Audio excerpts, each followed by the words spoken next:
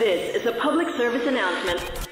Maging handa sa oras ng sakuna. Para sa iyo at sa iyong pamilya, laging siguruhin, Go Bag ay nakahanda at naglalaman ng mga sumusunod. Ilang pirasong damit, ready-to-eat na pagkain at inuming aabot ng 3 araw. Personal na gamit para sa inyong hygiene. First aid kit kabilang ang alcohol, bandages, gamot sa lagnat, ubo at sipon, pati na rin ang inyong vitamins at maintenance medicines. Maglagay ng pito, flashlight, lighter o posporo. Huwag kalimutan ang mga charger o power bank. At higit sa lahat, isama ang mga importanteng gamit gaya ng inyong mga legal na dokumento, IDs, ATM o passbook, insurance at iba pa. This is a public service announcement. Public service announcement From PBS, Presidential Broadcast Service and Radyo Pilipinas.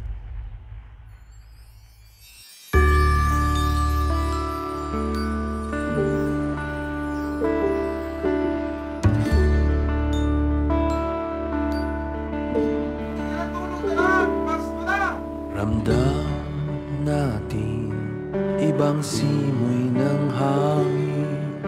Ito ay tanda na mayroong darating. Pagsilang ng sanggol doon sa Bethlehem, siya ang nagligtas ng kasalanan natin. O bakit pa nalimutan na natin ang siyang tunay na diwa ng Pasko? Mag-alay sa ating kapwa, lalo't di pinagpala. Tayo ay magmahal nang walang kapalit. Ako si Michael Rojas ng Radyo Pilipinas. Ang tunay na Pasko ay tayo. Ano man ang ginagawa natin, ang Pasko ay pagmamahalan, pagbibigay, kapatawaran. Ang Pasko ay ikaw at ako. Iba-iba man ay isa tayo. Tayong lahat ay Pilipino. Yan ang tunay na diwa ng Pasko. Sana'y mag-inom na mga sugat natin, kahit iba-iba paniniwala natin. Kaya ngayong Pasko, magkasundo tayo. Pareho lang naman, maganda ang hangarin. Ang tunay na Pasko ay tayo. Ano man ang ginagawa natin, ang Pasko ay pagmamahalan, pagbibigay, kapatawaran. Ang Pasko ay ikaw at ako. Iba-iba man ay isa tayo. Tayong lahat ay Pilipino. Yan ang tunay na diwa ng Pasko. Ang tunay na Pasko ay tayo. Ano man ang ginagawa natin, ang Pasko ay pagmamahalan, pagbibigay, kapatawaran. Ang Pasko ay ikaw at ako.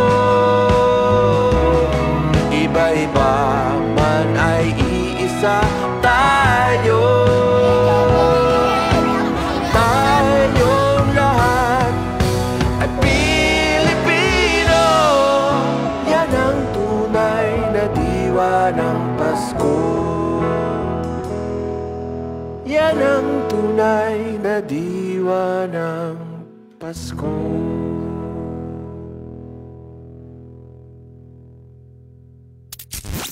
Serving the Republic of the Philippines for more than 75 years. Ito po ang Presidential Broadcast Service.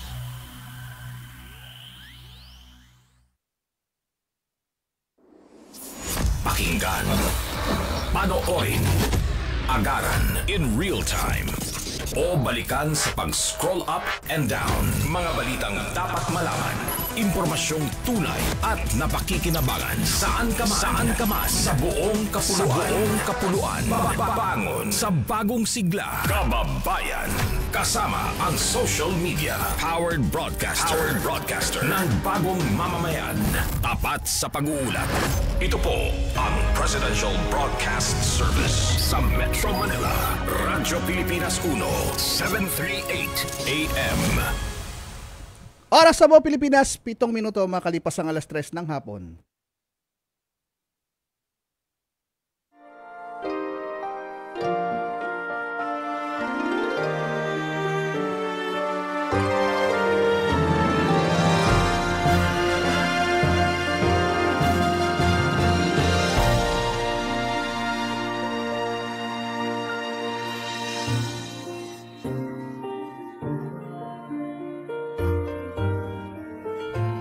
Isang magandang hapon po sa inyong lahat at welcome po tayo sa ating programang Kalinga Hatid ng Red Cross dito po sa Radyo Pilipinas ngayong ika-22 ng buwan ng Disyembre. 3 days to go before Christmas. Talaga nga namang malapit na ang Pasko dahil aside meron tayong mga simbang gabi at yung Christmas rush na sinasabi, natanggap nyo na ba ang 13-month pay nyo at saka bonus? Kamusta naman ang bawat isa sa inyo ngayong hapon? Tayo po ay sasahimpapawid hanggang alas 4 po ng hapon. At tayo napapakinggan dito po sa Radyo Pilipinas Facebook page, 738 kHz sa ating sa radyo, Talahapilihitan, at sa Facebook page natin, Radyo Pilipinas Kalinga Hatid. At napapanood din po tayo sa ating telebisyon, For the Box at Digibox, channel 43 to 45. Yan At sa ating Facebook, inaanyahan po namin kayong mag-like and share, mag-comment po kayo hinggil sa ating napaka-espesyal na talakayan ngayong hapong ito. At syempre nais nating pasalamatan ang mga bumubuo ng ating programa mula sa ating Presidential Communication Office, ang ating Dr. Cesar Chavez. Kasama yan ang ating director dito, si Director Fernando Sanga, si Sir Dindo Aparo, ang ating station manager Sir Alan Alyanige, at ang iba pa nating mga kasama, sila si Sir Orly at saka si Ma'am Joy na sa technical side, Ray Sampang at si Sir Maki.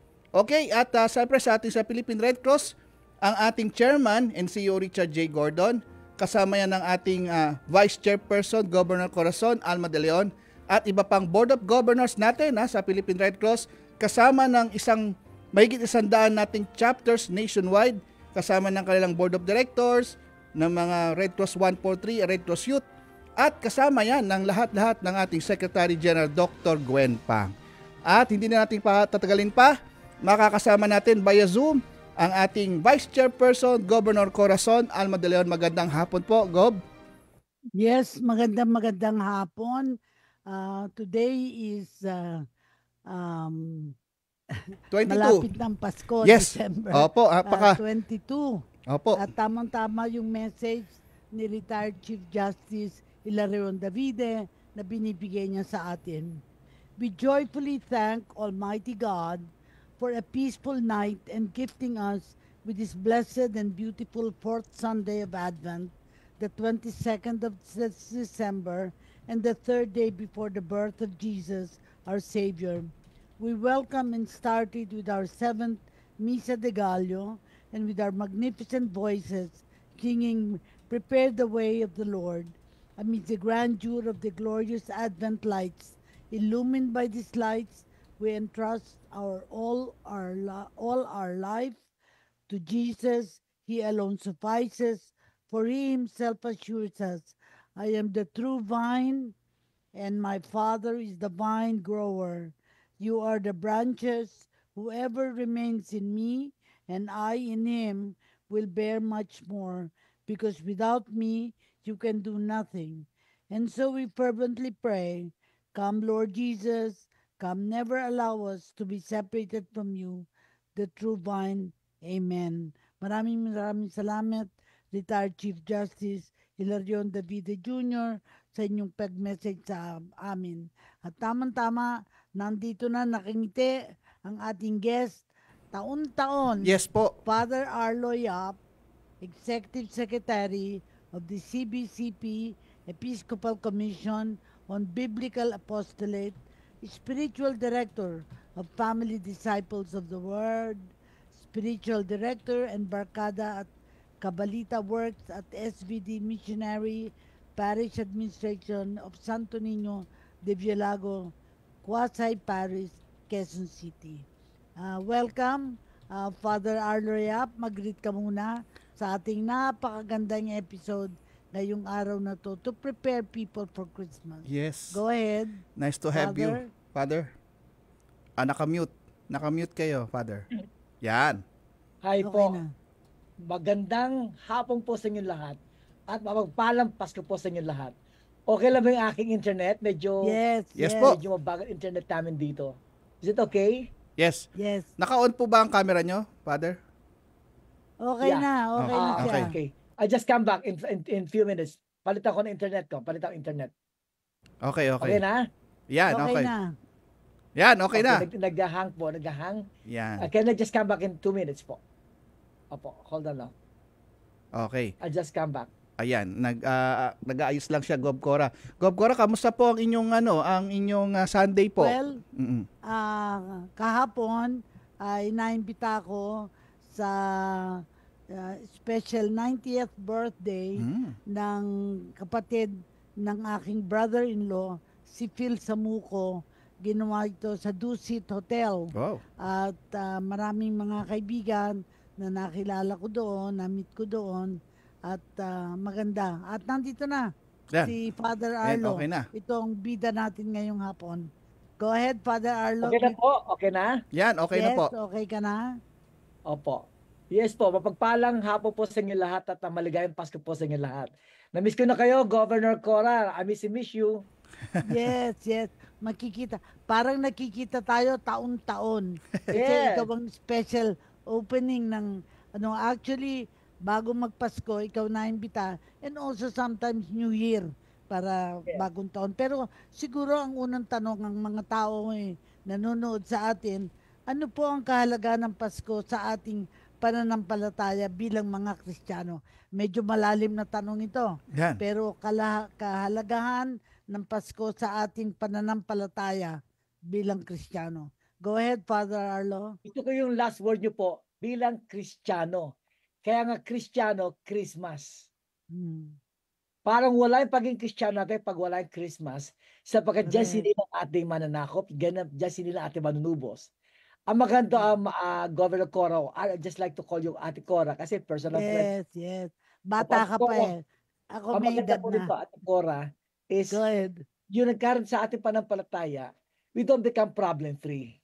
We Yes. don't become problem-free. But the thing is, wala sa problema. Ang problema sa nagdadala. Yes. Agree, Ako- agree. Yes, kung dala natin kaya ay tama-tama.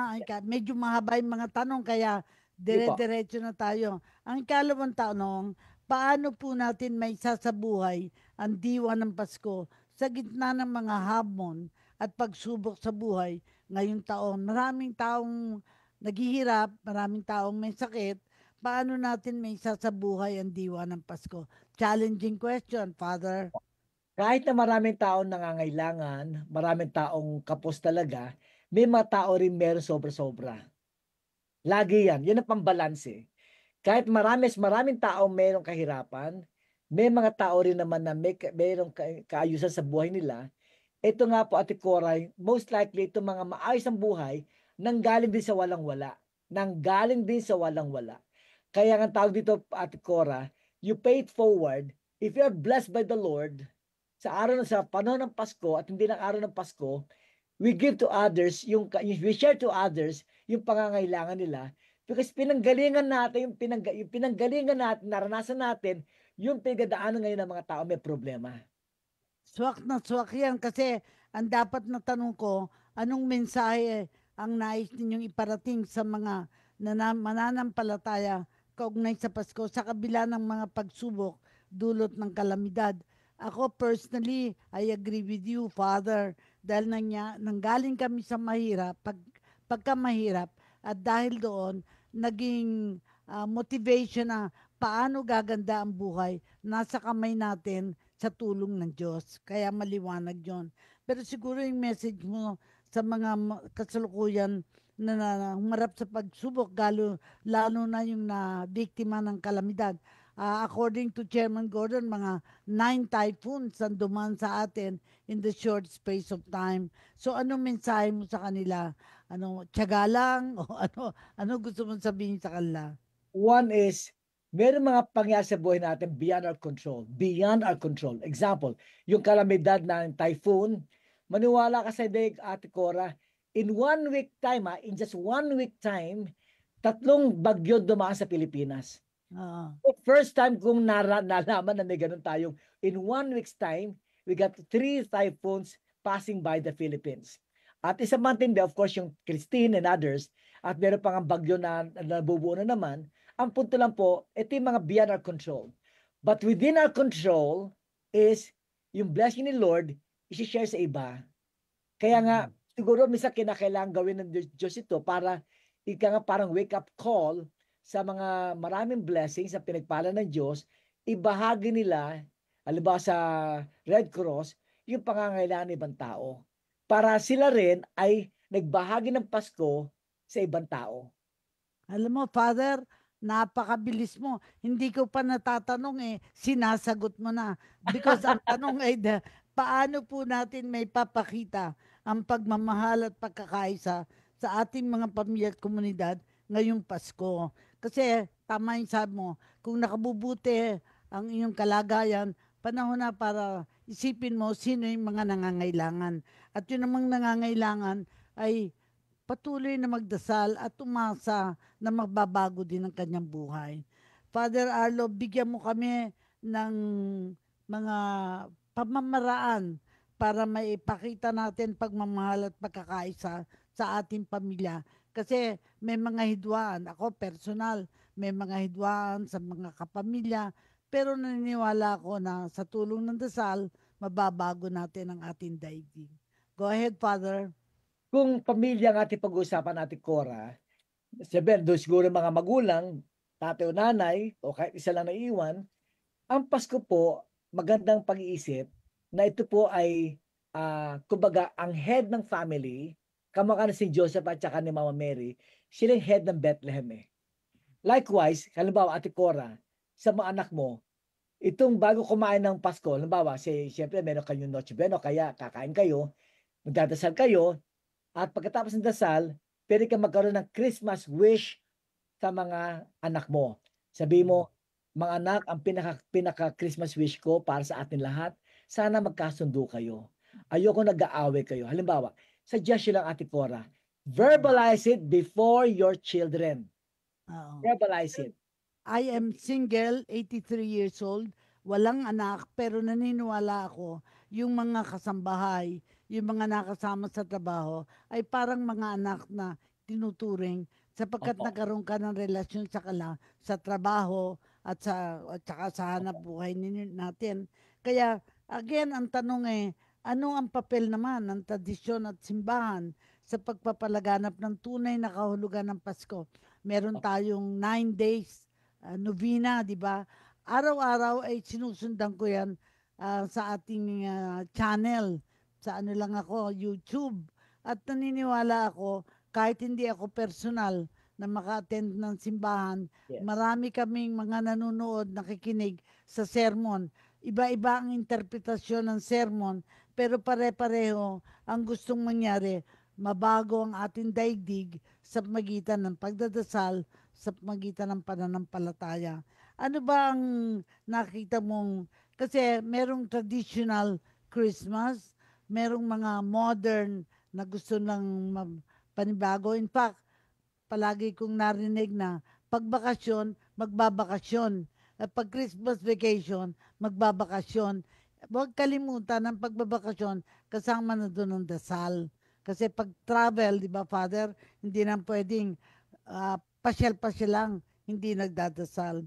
So siguro, tanong natin, anong special na pwedeng magawa ng kahit na sino in the celebration of Christmas?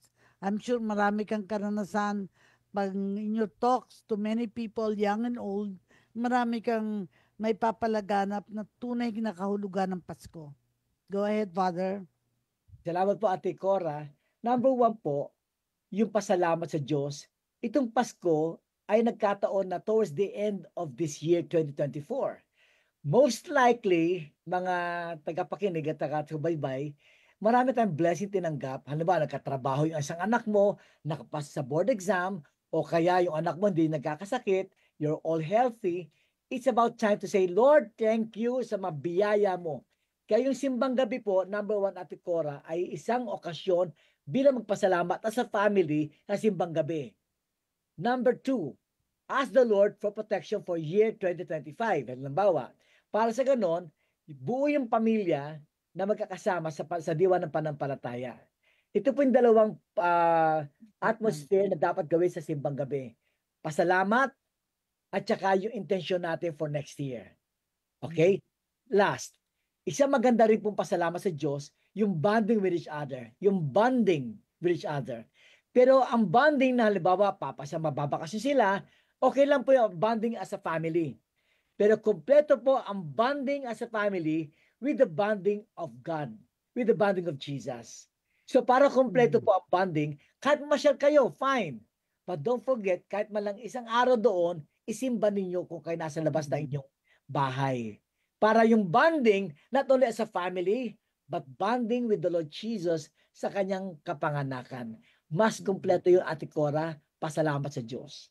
Tamang-tama yan sapagkat nung nag-birthday ako, 82nd birthday, kasi 83 na ako ngayon, ay sinabi ni Archbishop Soc Villegas na, of course, sa sa Pangasinan siya, no? Ang panawagan niya, sinabi niya sa amin, ang kailangan isipin natin 3 H, health, happiness, and holiness. Tama naman. Kasi pag tayo hindi healthy, may sakit tayo, syempre, dasal tayo ng dasal, no? So, para magiging happy ka kapag wala kang sakit. And then, susunod doon, to prepare sa eventuality, dahil sa sakit mo, may mangyari sa'yo, hindi lang sakit, pero mamatay ka, ang hinahabol natin, holiness. Kaya yung pagdadasal nakita ko, kailangan yan sa holiness. Kaya, pero siguro ang tanong sa iyo, no, bilang pare, paano po natin may papalaganap ang espiritu ng pagbibigay at paglilingkod sa mga nangangailangan sa panahon ng Pasko? Kasi okay, nasa mabuting katayuan tayo, kalagayan, pero paano natin may inculcate sa isipan ng mga tao? It's not enough. Kailangan nakakatulong din tayo sa mga nangangailangan sa panahon ng Pasko. Go ahead. Meron po ako napanood sa isang TV kagabi. Ang feature po nila, isa siyang driver ng taxi. Tapos, pag meron siyang pasahero na dadalhin niya sa hospital, hindi niya pinababayad yung pasahero. That's the way, inaano niya yung mga nakakatulong siya. Niya. So, pagka dadalhin sa hospital at emergency, dadalhin sa hospital, hindi niya pinababayad ng pamasahe. Tinanong siya ng host. Niya. Opo. Tinanong po siya ng host kung bakit ginagawa niya yon. Sabi niya nasa Middle East, nagtatrabaho buhay siya, nagkasakit siya.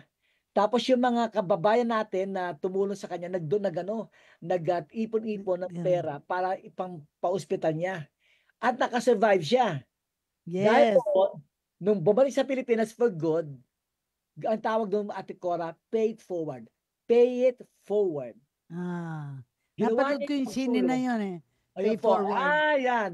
Ganda nun. Kaya, kailangan ipalaganap natin yan, yung pay forward. Hindi sapat na ikaw nakakataas o nakakabuti sa kabuhayan. Panahon na rin para tingnan ng mga tao na nangangailangan at paano din may tataas ang ano, kanilang buhay. Talagang kailangan every year, I guess, even during this year, i-review natin ang buhay natin. Tayo ba ay nakatulong sa mga higit na nangangailangan? Kung hindi, bakit hindi tayo nakatulong? Dahil hindi natin inisip natin lang ang ating sarili. Pag inisip lang natin ang ating sarili, hindi natin makita yung mga taong nangangailangan. Sa totoo lang, bilang dating DSWD Secretary, ay nababagbag ang damdamin ko, ang puso ko, pag nakikita ko yung mga taong nasa kalye at parang pamilya na, hindi lang isa o dalawa, pamilya na nakita ko na parang kailangan wakasan na ang kahirapan sa magitan ng pagtulong sa mga higit na nangangailangan. So sa iyong karanasan, Father, nakita mo ba na mas mahirap ang maraming tao ngayon dahil unang-una lumaki ang populasyon. So hindi naman natin mabibilang lahat yan. Pero through our eyes, nakita natin the issues of poverty and how people are coping because of the difficult situation. Go ahead, Father. Kasi ikaw you're all over. Kitang-kita ko sa mga trabaho mo na. Pero ang parish administrator mo sa Violago, medyo may kaya dyan kasi subdivision yan di ba? Ate Cora, actually, ang main parishioners ko po galing sa Damayan Lagi. Yes. Lagi po, ito po yung mga... Damayan Lagi yung hindi masyadong nakakataas ng buhay. Yes. Opo, ito po yung madalas sa namin nasunugan o kaya lalo tigit pag nabumabagyo, binabaha sila palagi up to the second floor. Correct. Karamihan po na aming parishioners nag-aatin po rito ay galing po sa Damayan Lagi. It's a walking distance sa amin. Yes. At although may man nag-aatin na galing sa mga condominiums, pero mas marami po yung mga tao nasa baba, nasa laylay. At maganda, nakikita na yung mga may kaya, nakita niyang ang pangangailangan o tsaka yung mga higit na nangangailangan. Kaya dapat may programa din, no? Para... Alam niyo po yung mga recap mo kakahapon, yung aming latest commentators, meron silang programa ng paghandog kay Kuya Santo Niño na yung mga na-receive na gifts nila at saka donations, kahapon ng hapon, nagbigay sila sa 150 children na guys na may lagi. And meron po kami talaga mga giving out na mga gifts po sa mga nangangailangan. Kaya yung 150 po. Kaya yung mga bata nakatanggap, tuwan-tuwa po sila kasi nabiyaan po sila. At maganda po nito, Ate Cora, karamihan sa mga batang yon ay nagsiserve sa church. Yeah. Karamihan sa mga batang yon as age, young as 6 years old, nagsiserve sa church dito sa Santo Niño de Violago, Quasay Parish. At alam ko, Father, na kung lumaki sila, bumuti ang katayuan nila, iisipin nila yung ginawa mo na yan at ginawa sa kanila, nagagawin din nila sa kinabukasan. Kaya ako personally, nakita ko bakit ako naging volunteer, naging lifetime volunteer ako by the Philippine National Volunteer Organization. Sinundan ko si Chairman Gordon ng 2015, ako 2016. At nasa puso ko talaga na ipalaganap natin yung pagtulong sa kapwa sa pamamagitan ng volunteerism. Kasi kitang-kita ko, ang pagbo-volunteer, hindi lang sa simbahan, sa pagbabasa ng epistle, pagbabasa ng mga dasal, pero yung kitang-kita yung ebidensya na nag-improve ang lives ng mga taong mahirap dun sa parish na yon. Nakakatuwa kasi mga kwento ng mga pare, whether sa Greenbelt, whether sa mga ibang parishes, na kaya-kayang abutin kapag gusto, may paraan, pag ayaw, may dahilan. Tama ba, Father? Tama po, Ate Cora. Kaya nga po yung sinasabing volunteerism, ang tawag sa Tagalog ay nagkusa. Kusang loob. Kapag nagkusa, pag nagkusa, mas maraming biyaya. Yes. Kusang kusang loob. Pag hininga, nagkakaroon obligasyon. Oo nga. Pero pagka nagkusa, mas maraming biyaya kasi hindi ka hiningan, ikaw mismo ang nagbigay. Ayun. Correct. Oo. Gob Cora. Yung walang tawag doon, walang sapilitan. Opo. Talagang manggagaling sa puso at kakayahan. Kasi naunawaan ko na minsan mahirap, feeling nila, ay hindi sila makibigay. Okay lang na hindi kayo makibigay. Ipagdasal nyo yung mga taong pwedeng magbigay. Dahil minsan nakakalimot sila, ipagdasal din natin sila. Dahil baka iniisip ang sarili, hindi sila nakakabigay. Pero Edison, mukhang ano na tayo? Break Station muna ta. break na ba tayo, Edison? Yes po, Gov Cora. At sa pagbabalik, meron lang akong itatanong kay Father. At sige. Gov, meron tayong babati. Isa sa mga kasamahan po nating board. Sige. Pagbalik po natin, meron pong babati sa ating sa lahat po ng mga nakikinig at nanonood ng ating programa. Magbabalik po tayo sa ilang mga paalala. Gusto natin yan. Ano nga ba ang mas mahalaga kaysa sa mga bagong sapatos, damit at regalo? Siyempre, ang pamilyang buo at kumpleto sa araw ng Pasko. Let our presents be our present this Christmas. Maligayang Pasko mula sa Presidential Broadcast Service at Radyo Pilipinas. Nilagdaan ni Pangulong Ferdinand R. Marcos Jr. ang 5 proyekto ng Department of Transportation sa Cebu, Bohol, Dumaguete at Siargao. We will build the new Cebu International Container Port, a 17 billion peso modern port facility that will help ease congestion in the existing Cebu-based port. The Cebu Bus Rapid Transport Project, which will provide Cebuanos with a reliable, efficient transport system. The new Dumaguete Airport will create more opportunities for students, for workers and businesses, while the new Siargao Airport will help support tourism and trade. Palalawakin naman ang Bohol Panglao International Airport para mas makapagserbisyo pa sa mas maraming turista roon. We will expand the project in 2 phases. By 2026, its capacity will increase from 2 million to 2.5 million passengers a year. By 2030, we will reach almost 4 million passengers. Positibo ang Pangulo sa magandang epekto ng mga proyektong ito sa turismo ng bansa. Gayon din sa mga oportunidad Radyo Pilipinas is on Viber. Of every Filipino's dream of more comfortable travel, better opportunities, and a clearer path towards their goals and dreams. Para sa iba pang mga balita at impormasyon, manatiling nakatuto. Tapat sa pag-uulat, Radyo Pilipinas. This is Attorney Lorna Patao Kapunan, matagal na pong governor sa Philippine Red Cross at kasama ko kayong lahat sa humanitarian service natin.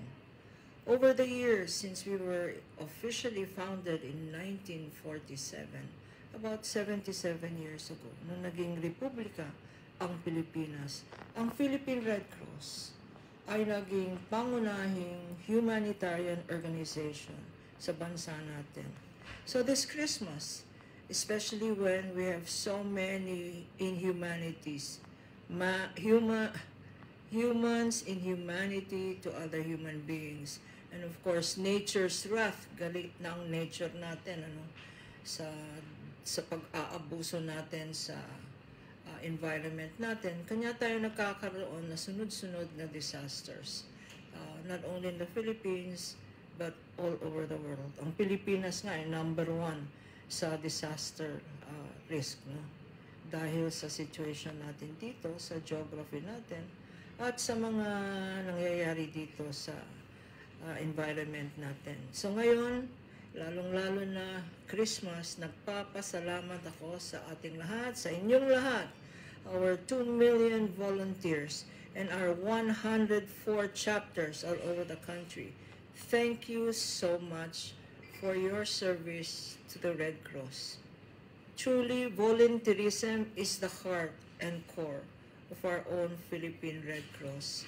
And together with more than 16 million volunteers all over the world doing humanitarian service, especially in times of crisis, I join all of you in saying, Maligayang Pasko sa ating lahat. And congratulations sa ating mga services, ang ating National Blood Service, ang ating Disaster Management Services, our safety services, our health services, our welfare services, and of course, our Red Cross youth. Sama-sama tayong lahat, walang iwanan. Together, we wish you a stronger foundation for the Philippine Red Cross. Let me also take this opportunity to thank our never-tiring and inspiring leader, Chairman Richard Gordon, together with the entire headquarters staff and volunteers working together with Secretary Gwen Phang and my fellow governors in the Philippine Red Cross. Mabuhay po tayong lahat. May I wish you happiness, joy, and peace this Christmas and in the coming 2025. Mabuhay tayong lahat sa Philippine Red Cross. Maraming salamat po sa inyong lahat. Ayan, ang ating mensahe po yan, ang ating governor, si Governor Lorna Capunan. Napakinggan niyo po Governor Cora? Dito tayo sa pinakamagaling na woman lawyer dito sa Pilipinas. Ang hinahawakan niyang mga kaso, puro mga espesyal. Opo. Yung walang basta-basta abogado ang pwedeng humawak. Opo. Kaya congratulations, saludo kami, Governor Lorna Capunan. Ayan. So sa pagpapatuloy natin, si Father Arlo, marami siyang istorya sa kanyang karanasan. Kaya ang challenge na binibigay natin sa interview na to, ano yung mga kahangahangang nakita mo, whether dating mahirap, nabumuti katayuan, o dating gusto nang magpakamatay, pero nang makausap ka ayaw na at nakita niyang may pag-asa siya. Paano ka nakakapag-market ng hope? How do you market pag-asa? How do you market to the people na pwede kang magbago ang buhay? Medyo challenging yun kasi 3 question na lang tayo bago tayo mag-end. Go ahead, Father. To answer this, Ate Cora, especially sa mga volunteers, meron akong gustong iparating sa inyo. Sa ating volunteers ng Philippine Red Cross, ang tulong mo ay lubos sa mga kapatid nating kapos. Salamat sa Diyos. Ulitin ko po. Wow. Sa ating volunteers ng Philippine Red Cross, ang tulong nyo ay lubos sa mga kapatid nating kapos. Salamat sa Diyos. Wow. Na-incorporate na ang Diyos, na-incorporate na yung humanitarian role of the Philippine Red Cross. Kasi may nag-publish ng libro noon ng Philippine Red Cross, Conscience of the Nation. Totoo naman, kung nakukonsensya ka, tutulong ka sa mga kababayan natin na nangangailangan. Paminsan-minsan, na-expect natin, trabaho ng gobyerno yan. Hindi ho trabaho ng gobyerno yan, trabaho ng lahat. Private sector, simbahan, mga mamamayan sa barangay, dapat laho sama-samang kumilos para mag-contribute kung anong makakaya nila. I always say that kasi sasabihin, wala naman akong kakayahan. Meron kayong skill, wala kayong kakayahan. Tumulong kayo, mag-gather ng mga pagkain na pwedeng ituro or ipakain. At kung sakali namang wala pa, mangalap kayo ng pera para maitudong sa mga, katulad ng ginawa ni Father, sa mga bata, na maraming bata na maaaring hindi kumakain. Nung araw nga, simple lang, Father, binibigyan kami nung grade school kami tinatawag na milgar. Milk and sugar yon. Pupunitin namin yung kanto at sisipsipin namin kasi parang may gatas na kami nandoy. Nung araw yon, maliit pa kami. Pero siguro ang talagang kaya you are the resource person today, ano yung mga nakita mo, challenges na naharap mo, na mga taong parang nag-give up na, parang wala ng hope. Pero because of your opportunity to meet them, nakita mong pwede pala, kaya mo palang pagbaguhin ang buhay ng mga taong nangangailangan. Sa totoo lang po, Ate Cora, dito po sa aming parokya, ang atmosphere po masaya. Ako po lagi ako nakangiti sa mga tao. Wini-welcome ko po sila personally pagpapasok. Welcome ate, good morning ate. Pati sa mga bata, hug, gayakap sila. Ang point ko, Ate Cora, is sometimes yung mga kapos, hindi alam gagawin nila. Yes. Pagka nakakita sila ng pag-asa sa ngiti mo, ngiti pa ng pag-asa na sa kanila. At yung ganong Correct. klase ng bawa na kamay, alam mo na welcome sila. Doon pa nagbibigay na sa kanila ng pag-asa. Pangalawa, gagawin ko yung sa ngalan ni Jesus. Kaya nga sila, pag tinanggap ni Father Arlo, kasama nila si Kuya Santo Niño. Kaya ang tawag po namin dito sa aming parokya, Kuya Santo Niño. Yes. Ako, honestly, hindi ako makarelate doon sa Senior Santo Niño eh. Mas maganda, Kuya Santo Niño.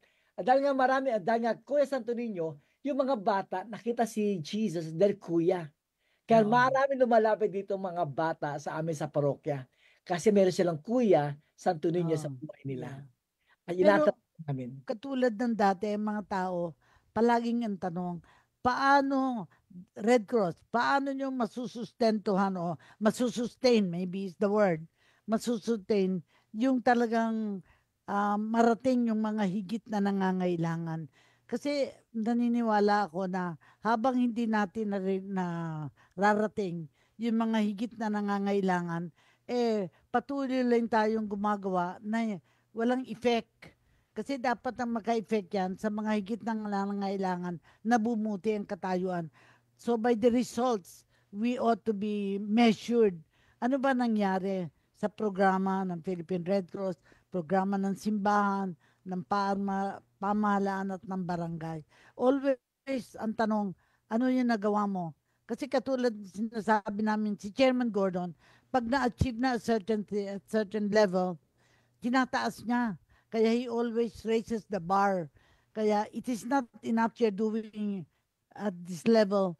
How can you do better until you're the best? And I think ito din ang prinsipyo mo. Kaya pupunta ka sa mga lugar na mahirap para meron kang papel na gagampanan, mabago ang kalandaigdig.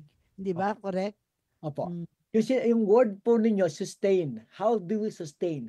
Pag sinabi sustainability, ibig sabihin yan, regularly na binibigay natin sa mga tao. Ngayon, mahirap naman lagi silang umaasa ng pagkain, tulong sa Red Cross. Kaya nga kuminsan po, ang pinaka-sustainability nila is job opportunities. Ngayon, halimbawa, nasa Philippine Red Cross ako, tapos meron kong nakinaalala, meron isang kumpanya na meron silang job opening o kaya yung mga sa SM, mga ibang malls na nag-open sila ng job opening, dapat kasabay ang Red Cross. Para yung Red Cross, to sustain them, you give the poor opportunity magtrabaho. Para hindi sila totally dependent na kakabigay. For me, Ate Cora, yun po ang isang expectation ng sustainability na sila mismo ay aahon sa hirap nila because meron silang pagkakataon magtrabaho. Kaya nga, kung meron mga malls po, nag-open, meron nakalagay minsan job opening po, nag-interview sila, sana po in collaboration with Philippine Red Cross. Actually, ako sa taga-Paranaque ako, and every so often, meron tinatawag na job fair para pumunta doon yung mga negosyo na nagre-recruit. Of course, it's not always perfect dahil ang mga jobs hindi match sa mga skills ng mga tao. Makikita nila na, ay hindi ko pala kaya, hindi ko pala alam. Dapat maging incentive for them to learn kung ano yung pangangailangan ng industriya para magkaroon ng trabaho. Kasi kung mag-aantay lang sila na ang trabaho mag-a-adjust sila, hindi sa kanila, hindi pwede yun. Kailangan sila mismo isipin, ano ba yung kakayahan ko na pwede akong makapagtrabaho sa lalong madaling panahon? Minsan ang kailangan konting pag-aaral. Kaya may ALS, may alternative learning system ang community, diba? Kaya I think yung mga mahirap should learn. Teka, anong pwede kong matutunan dahil gusto ko? Minsan kasi kahit matuto, ayaw. Kaya hindi pwede, di ba may kantang aayaw-ayaw? Hindi pwede aayaw-ayaw. Gab Cora, meron lang akong itatanong kay Father. Father, kasi anyway, ikwento mo naman yung karanasan mo na nakapagpabago ka ng buhay. Kasi palagi nyo ng tanong ano ba ang ginagawa ng kahit na sino, simbahan, NGO, Philippine Red Cross, ano ba ang ginagawa para mabago ang buhay ng higit na nangangailangan? take your time, Father, kasi alam ko marami ka nang natulungan sa karanasan mo at sa parish mo lang ngayon. Challenge ka na. Opo. Mga situations na hinarap mo na nakita mo ang pagbabago ng mga taong natulungan mo. Kasi yun ang hinahanap natin pagbabago. Isang malaking bagay po sa akin, Ate Cora, I always coordinate with the barangay captain dito sa Damayan lagi. Very close kami. I got that particular relationship with her, yung kabarangay captain tsaka yung makagawad. Pag may pangangailangan, halimbawa kamakanon, nagkaroon ng baha, wini-welcome po namin iba namin mga parishioners dahil dito matulog. Opo. Yung ganong collaboration, malaking bagay po sa advocacy po ng Philippine Red Cross by local communities ng barangay. Doon kami bilang simbahan, we coordinate with them kasi isa lang naman talaga concern natin. Gobyerno ka man, simbahan ako, ang concern natin ay yung mga tao. Yes. Pero nakikita ko na kailangan din turuan natin yung mga mahirap na paano magdasal na effectively. Kasi minsan dasal na wag lang hindi. Kailangan talagang tumimong sa isipan nila anong pinagdadasal nila at kanino sila nagdadasal. Anong advice mo sa mga ganon? Kasi nakita kong, di ba, minsan mga tanda, rosaryo ng mga rosaryo. Pero parang hindi masyadong iniisip kung ano yung kanilang message dun sa rosaryo na yun. Okay. Regarding yung effective prayer, magsimula ka muna sa pasalamat kay Lord. Maglambing ka muna. Okay? Hindi yung hingi ka lang na hingi. Halimbawa, Ate Cora, pwede bang ito? Ate Cora, pwede ganon? Okay, Lord, pwede bang ganyan? Yes. Pero pag maglalambing ako sa iyo, halimbawa, Ate Cora, you look good. At saka, Ate Cora, salamat doon sa tulong mo sa akin isang araw. Pagkatapos na magsabi ng masalamat sa iyo, bilang lambing sa iyo, Ate Cora, pwede bang makahingi na ganito? Hindi yung makakatanggi kasi naglambing ako sa iyo . The same thing, si Jesus, na nagturutan magdasal, maglambing mo na bago humingi.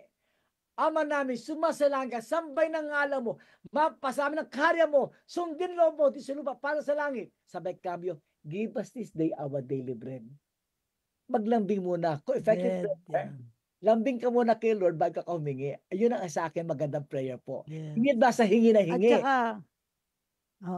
At saka nakita ko na dapat may mga role models na bakit yun, nung araw mahirap yun, pero paano bumuti ang buhay? Yung bumuti ang buhay, must be able to tell the stories. Bakit sila bumuti ang kabuhayan nila? Kasi para maniwala, bukod, of course, nagdadasal, nakikita nila, kailangan yun. Pero bukod doon, yung kailangan may mga true stories na malaman nila anong ginawa ng mga tao na yon. Ang isa talagang nakita ko, nagsumikap. Kaya, miski yung istorya ni Dolphy na sinasabihan siya ng mother-in-law niya na magsumikap ka. Parang gano'n. Yun ang talagang message natin. I'm sure. Hindi ba? Kaya nga medyo masayang ating interview dahil parang nakaka-relate ko sa'yo. Nakaka-relate tayo sa isa't isa. Ngayon, balikan natin yung mga naging mensahe mo sa mga taong tumulog sa iyo. Ayan. Na parang akala na dinadala nila dahil ang feeling nila wala na silang pag-asa. Go ahead, Father. Ang mga taong sinasabing wala silang pag-asa, yun yung pinaka-bully ng buhay nila. Yung sinasabing bullying, ibang tao, binubully sila. Pero pag sinabi sarili mo, wala akong pag-asa, hindi ko kaya, mama, hindi ko kaya yan. Pagka ninanagipin mo sarili mo, yun yung pinaka-bully. Sabi nga na marami, habang may hininga, may pag-asa. Habang may hininga, may pag-asa. Kaya huwag natin puputulin sa pag-iisip natin na everybody ay pwede huminga na may pag-asa. Pwede huminga na may pag-asa. Kaya nga ito isa sa pinakamalaking biyaya ng Diyos. ng pag-isip natin ay positive. Nasa pananampalataya, ang Diyos diyan para sa atin. Ayun. Ang gandang... Ako nga, Father, na COVID in 2020. Yes. Na heart surgery 2023. Ito, patuloy pa tayo sa radyo sa magitan ng ng Philippine Red Cross. Naniniwala ako, gusto nating marating as marami pang mga tao para to market hope. Isipin nila na pwede palang mabago ang daigdig ko kung may gagawin ako dito. At malaki ang papel ni Father Arlo dahil siya sa kanyang lugar ay may ginagawa na siya sa kanyang mga tinutulungan.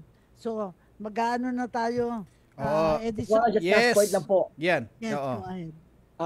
I was touched yung sinabi mo na na-COVID ka, tapos na-hospital ka. Alam mo, Ate Cora, yung acid prayers na yon na gumaling ka, nakasurvive ka, it is a sign that God loves your work. That God affirms you, Cora, tama yung ginagawa mo. Gusto ko humabang buhay mo para marami ka matulungan. Ikaw ang kasangkapan ko para sa kanilang mahihirap. Kaya you are so good, Ate Cora. Yes, thank you, thank you. Yun nga ang naging feeling ko. Sabi ko, Lord, bakit ba ako binuhay mo? Akala ko, give up na ako. Ang kwento ko nga, yung mga may utang sa akin, pinatawad ko na. Kasi akala ko mamatay na ako. Pero ngayon, sabi ko, yung mga may utang kailangan magbayad na. Pwede pa singilin. Oo, pwede Joke pa singilin. only, pero sa totoo lang talaga, Father, maraming nangangailangan ng tulong. Ang palagay ko, kailangan sama-samang pagkilos. Sasama ako sa paniningil. Mabawasan natin ang kahirapan sa ating bayan. So siguro, Edison, na masyado kong namunong pala isang interview. Okay may lang. tanong ka ba kay Father Arlo? Hindi, ako ay nagpapasalamat. Blessing ang hinahanap mo para makapag-asawa ka. May manligaw ka. Ako magkakasal, Edison, ako magkakasal. Father, ako ay nabibless din po dahil syempre, despite ng marami pong nagdagdaan ngayong taon na to sa buhay ko po dahil sa nanay ko po at saka sa problema sa pamilya, sa trabaho, sa lahat-lahat po. Andito pa rin po ako at nakatayo, nandito pa rin sa stasyon. Ayaw na, baka maiyak ako.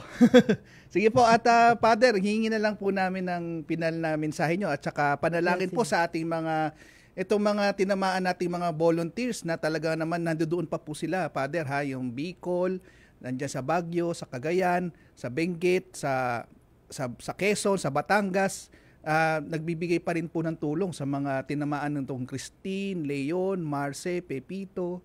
Yan po. Edison, kung titignan mo yung naging buhay mo kahit mayroon kang mga problema, nakaraos, di ba? Yes po. Yes.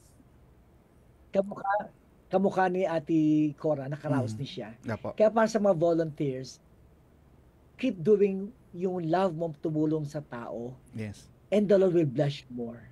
Yung pagkukusa mo, malaking bagay ng pag-asa sa mga tao nangangailangan. Opo. At kita nyo, itong mga sinyalis kay Edison, yung signs para kay Ate Cora, they are blessed. Just like you volunteers. In Jesus' name talaga, hindi kayo pababayaan ng Diyos. Pasinin po ninyo kayo mga volunteers, balikan po ninyo yung pagkakataon na meron kayong makahilingan kay Lord, sinagot niya at binigay sa iyo. In fact, yung pagkakabigay sa iyo, madalian pa. Kakatuwa, kasi pinaparamdam sa iyo, ina-affirm ka ni Lord na tama ang iyong kontribusyon sa Philippine Red Cross para lahat ng mga tayo makaraos. Ayun. Kaya nga, do your love, especially, sabi nga ni Jackson 5, ni Michael Jackson, give love on Christmas Day. Ayun. Give love. Let's continue doing love to others. Kahit hindi Pasko, magbigayan tayo. Yes. Ayan. At saka yung isang message na palagi kong sinasabi sa mga radio programs, magagawa natin ang lahat ng bagay kundi tayo nag-iisa. Kaya humanap tayo ng mga kasama. Let us share the concerns that we have so that marami pang makatulong sa atin. So, final words, Father, at prayer po natin. Edison, okay na bang final words? Yes, po, mag-final words na si Father, talagang hingi tayo ng prayer sa ating mga kasamahan po. Sige. Basbason ko po kayo, sumainyo ang Panginoon. Kung tinataas ko po sa iyo ang Philippine Red Cross sa panguna po ni Chairman Dick Gordon at saka makasama kamukha na Ate Cora, Basbasa mo, Lord God, itong aming mga pamunuan ng Philippine Red Cross. Sana po, bigyan mo sila ng magandang direksyon sa buhay, together with the direction ng Philippine Red Cross. At basbasa mo higit sa lahat, Lord God, mga volunteers ng Philippine Red Cross, sila yung nagkusa para tumulong sa kapwa. Kaya Lord, sana lahat ng pangangailangan nila, kayo na po ang bahala. At binabasbasa ko kayong lahat, Philippine Red Cross family, sa ngalan ng Ama at ng Anak at ng Espiritu Santo. Amen. Amen. Amen. Thank you very, very much. Maraming salamat. See you again, not only next year, but in between the years. Yes. So, thank you very, very much. Maraming salamat po, Father Arlo Yap. At kayo nakasama namin muli dito sa ating programa, ang ating resident father, Executive Secretary at CBCP Episcopal, Commission of Biblical Apostolate, Spiritual Director at Family Disciples of the Word, Spiritual Director and Barkada at Cabalita Works at SBD Missionary, Parish Administration of Santo Niño de Biolago, Quasi Parish, Quezon City. Wow. Yan, si Father Arlo Bernardo Yap. Okay. At maraming salamat sa mga nakinig at nagsubaybay nating programa. Ito po si Edison Enriquez at ayan, 3 days to go before Christmas.